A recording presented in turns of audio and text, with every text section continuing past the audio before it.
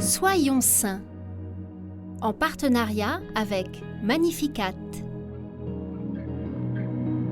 Nous souhaitons une sainte fête aux Jean, Evan, Johan, Yanis, Yann et Yannick. Dans l'octave de Noël, l'Église célèbre l'évangéliste Jean, celui qui décrit le mystère de l'incarnation par ces mots « Et le Verbe s'est fait chair, il a habité parmi nous ».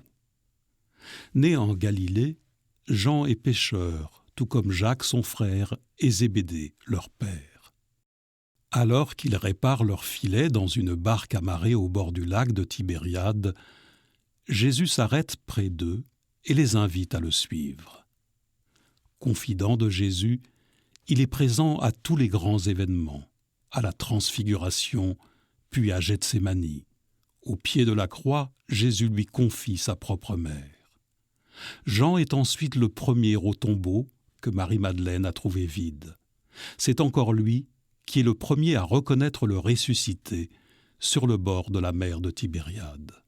Cependant, c'est également Jean qui suggère de faire descendre le feu du ciel sur des Samaritains qui, pour tout crime, n'ont pas voulu de la visite des apôtres. C'est lui qui, lorsque le Sauveur annonce sa mort prochaine, ne pense qu'à obtenir la première place dans son futur royaume. Oui, Jean n'est pas parfait. Il reste un homme blessé par le péché qui va se laisser façonner par le Christ. À plusieurs reprises, Jean est appelé « celui que Jésus aimait ». À la dernière scène, il repose sur la poitrine du Christ, nous invitant à lire l'Évangile près du cœur de Jésus.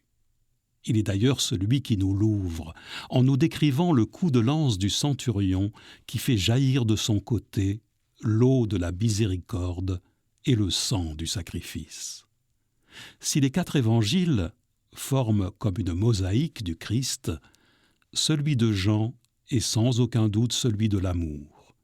Jean découvre avec éblouissement que Dieu est amour et que le commandement du Seigneur consiste dans l'amour. Seigneur Dieu, tu nous as ouvert les profondeurs ineffables de ton Verbe grâce au bienheureux apôtre Jean.